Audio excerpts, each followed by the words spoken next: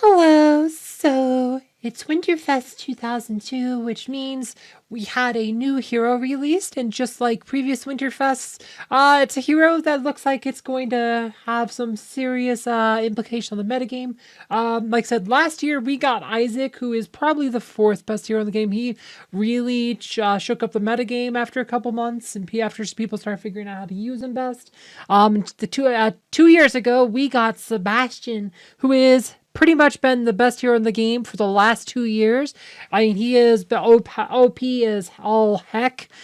And yeah, so now we have a new hero named Iris. I have not summoned her yet, but I've seen her in some arena fights. I've seen her appear in guild battles, whatever. So she's starting to, see some use, and like I said, she definitely has a lot of potential. She has a potential to be another high tier, maybe even overpowered hero, on the level of some of these previous heroes we've seen. So let's talk about her. I have not summoned her yet. We're going to summon her in a second, but let's look at her, what she looks like here. All right, Iris, a dark sorceress that steals the souls of her enemies and commands demons. How to get. You can fragments this hero may be acquired by sending Winterfest presents. So if you don't have her soul still, you just send some presents to your guildmates and you'll get those souls. So her ultimate, Express Soul. Iris exposes an unprotected party of the soul in the nearest enemy's body for 13 seconds. All damage taken by the soul is transferred to its owner's pure damage. So this is right here is the ability that people are really, like I said, that is really have people excited. Like I said, this is a tank slayer ability. Like this is, right, it turns all damage dealt, like I said, so it creates like a mirror image of the team, the other team's main tank in most cases, and it causes all damage to become pure damage. Pure damage doesn't get mitigated. I mean, I think there's only like two heroes, like Anvari and Jorgen. I think like the only two heroes who have abilities to really mitigate pure damage, unless like pure damage over time, in which case like Celeste and Nebula can cure it. But so this is a big, powerful ability that can really be used as tank slayer, which makes Iris a very good hero. We'll have to see how it works best, but what I've seen, it's definitely very promising, and we'll talk about that. I'll summon her and we'll do some test battles here in a second. We have otherworldly creature. Summons a familiar next to the farthest enemy on the battlefield. The familiar then makes its way back to Iris, biting enemies along the way. Each successful bite deals more damage than the last. Demonic synergy. Upon returning to Iris, the familiar grants her the soul fury charges accumulated by successful attacks, boosting her basic attack. Seed of destruction. Iris partly absorbs the health of all enemies on the battlefield and conjures a seed of destruction. The seed is then launched at the nearest enemy, dealing physical damage equal to the total health absorbed. Interesting that this is physical damage. Instead of like said, you would think she's a magic damage. Like her main stat is intelligence. She's a mage, but looks like she does physical damage. So she's kind of like Cornelius, who does physical damage, even though he's a mage. So we are gonna summon her here.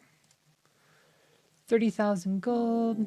Boom. New hero received. So you need 30 souls to summon her. Okay, and we can evolve her. Evolve her. All right. I don't have enough souls to take her more, but we'll get to her there. I guess we should put some levels into her. All right, let's put some levels here. Like, I'm sure I'll get her to absolute star by the end of this event.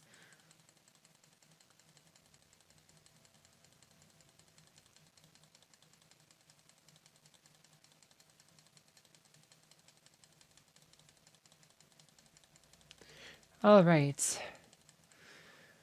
Wish there was a way to just auto max level or whatever, but now we have to find some stuff. Okay.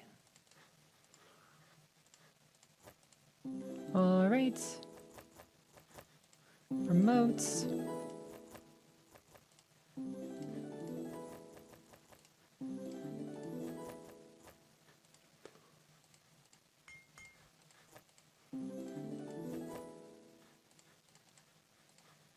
Oh boy. There you go.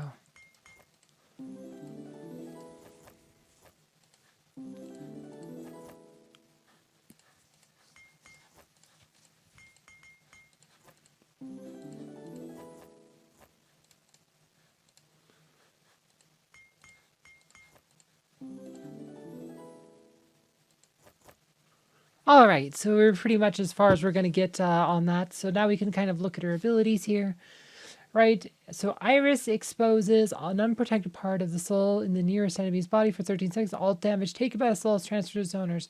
Max health of the exposed soul. 200% health plus 450. So this was based on her health plus the level. So it looks like 350 more health. So that's how much damage you can do to the exposed soul.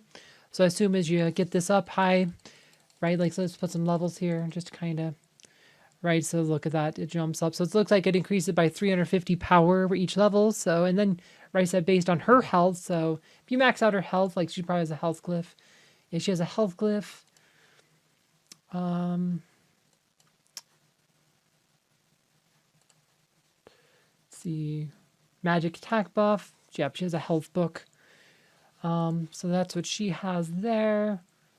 Ascension, so she's mage, and I guess we can look at her ascension tree, see what she gets here. Got some health glyphs. She does not have an ability. No, I said she does get quite a few health ones though. Look at that. Yeah, so health actually, like I said, health's pretty important for her, looks like, so. Because that her bolt's based on her having higher health, which is another thing I said. I think because of how messed up the energy system is in this game, having more abilities that are based on health on heroes is honestly probably a good thing because it discourages like trying to manipulate their health and keep trying to keep their health low or anything. Damage. So she does physical damage based on magic attack, just like Cornelius. It's physical damage based on her magic attack, right? So that she joins Cornelius. Interestingly enough, Cornelius was also another Winterfest hero. He was a Winterfest hero, the first Winterfest hero introduced for Winterfest 2017. And now here we go again with Winterfest 2022, having another magic damage on, magic attack based physical damage hero. Upon returning, so again, more physical damage based on magic attack. So, and this absorbs, so this one's pure damage, I think. So you notice this does physical damage. Actually does this as sea destruction and launch, dealing physical damage equal to the number of health. Oh, the green numbers are healing, so she actually heals herself. Life tap kind of ability, so. Interesting thing, like the main thing here, it's like her ult here, is that's the big ability here that's gonna matter. Otherwise, she, like I said, she has armor pen. She actually has armor pen glyphs, which is, like I said, what you'd expect. Like, something like Cornelius, she actually has natural armor pen. Like I said, like, so that's pretty relevant. Like, let's see what she gets a lot of armor pen items here, because she does have Bulgor's axe, another Bulgor's axe. Oh wow, look at this! Like lots. Looks like she'll have actually decent armor penetration.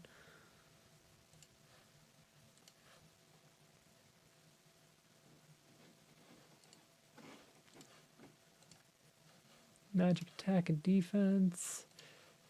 She'll have decent. I don't think she'll have great armor pen, but she'll have decent armor pen. She does not have a second skin.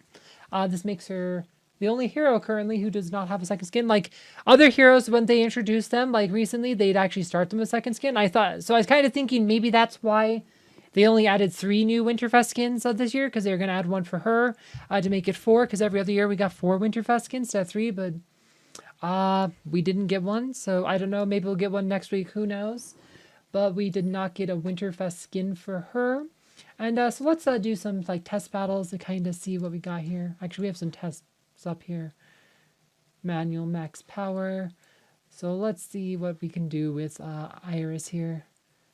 Because my Iris, like I said, she's going to be last because she only has 1 skin, so I guess then she's doing physical damage. See, well, we definitely want Sebastian. The problem's like when you do it this way, because max power puts everyone in weird orders because it's based on because you now have the stats of everybody, but like the tree branches are not going how they're supposed to be. So who has good? I don't know who else to put with them. I guess Celeste. Let's just put Celeste here and.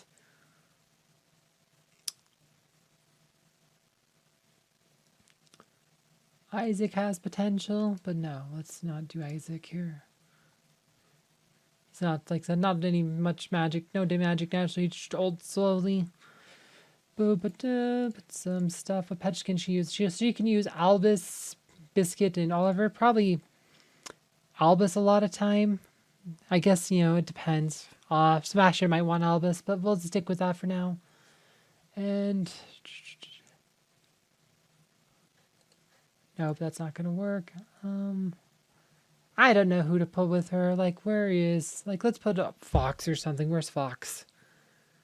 Armor pen buffer. There we go. Put Mara on her. There we go. Okay, and then we'll just put Axel. Let's see what this does. Let's see. We just want to see, like, kind of what her ult's doing, like what her abilities are doing. So let's just auto on and see what goes on.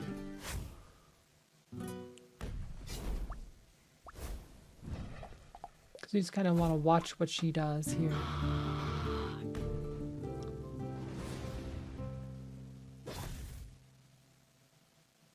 Okay, so that's, see, look at this. We got this little clone thing here.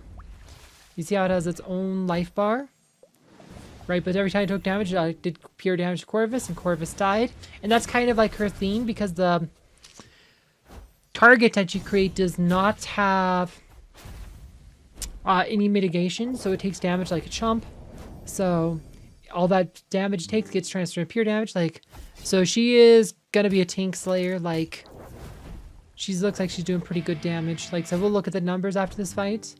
Like, so we're just on Martha stall, so let's just speed this up because this will take a minute. I mean, not quite a minute, but... So let's look what we got here. Wow, look at that damage. She was top DPS. That is some major DPS, like, and it was pure damage. Like, probably because she has Albus Patron, so she's a pure damage dealer. And a tank slayer. There's not many abilities that block pure damage. Probably the only way you're going to block pure damage on a tank is, like I said, where's Jorgen? I think Jorgen has an ability. Where is Jorgen? Here he is. Psych Circle of Energy perfects an ally's magic shield. The ally gain energy at double rate until the shield is destroyed. This can absorb damage any type, including pure damage. I'm not sure which ally he protects, though. Hopefully, like I said, I haven't used him in, like I said, a long time. There's a time when he's best at boldness.